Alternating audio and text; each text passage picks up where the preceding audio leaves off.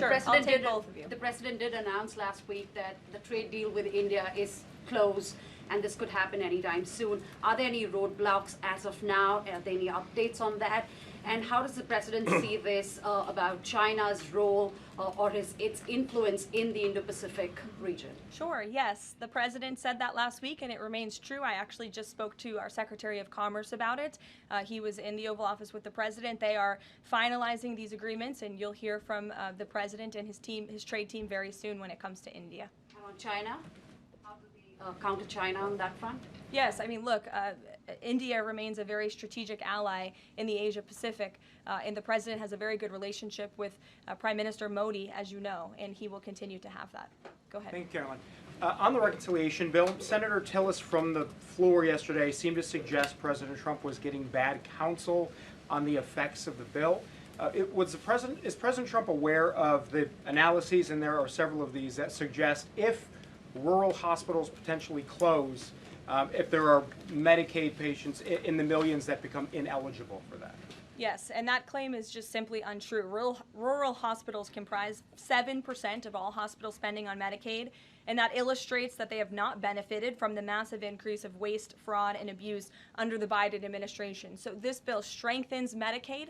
It will protect those benefits that hardworking Americans need, and that's why the president wants this bill to pass. The senator was wrong. The president put out a Truth Social post addressing it, and then the senator announced he's no longer running for office anymore. So I think that case has been closed, and the White House is continuing to focus on getting this legislation to the president's desk for his signature.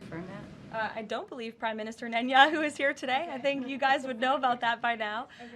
Unless there's something going on I don't know about, but I don't believe he is. I do know he has expressed interest in coming to Washington and meeting with the president, and we are working on a date for that. I do not believe it is today.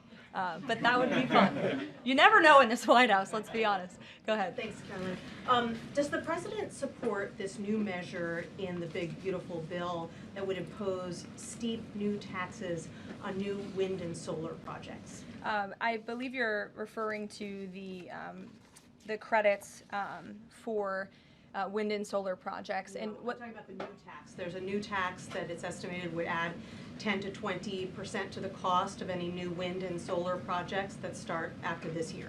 Again, I don't want to comment on the specifics of provisions, but I'm sure the president will speak on that directly. Again, this is an ongoing process. The president continues to be very much engaged with the leadership in both the Senate and the House to get this bill back to his desk. Did the president ask for that provision? Because the National Building Trades Union is saying that it's the equivalent of terminating more than 1,000 Keystone XL pipeline projects. Is that something that would concern him? Well, the president spoke on this yesterday in his interview, and he said he understands that legislators want to protect jobs in their communities and in their districts. And so he understands why some of them are against this provision, but he also understands why people want the provision. So again, this is an ongoing deliberation and discussion, and the president is engaged in this very much. Go ahead. Thanks, Caroline.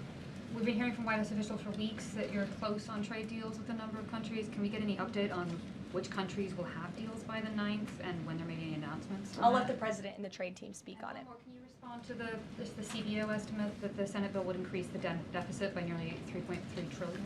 This is one of the most fiscally conservative pieces of legislation that has ever made its way through Capitol Hill. There's $2 trillion in mandatory savings in this bill, and not only that, the projected growth that this bill will bring to our economy. It will be an economic boom. The Council of Economic Advisors has an analysis that shows that the bill will generate $4.1 trillion in economic growth, and it will cut taxes, putting more money back into the American people's pockets. That's why this president wants this bill to pass, and I know he's busy working the phones and doing what he needs to do today to make it happen. So we'll see you all later. Thank you. We'll see you.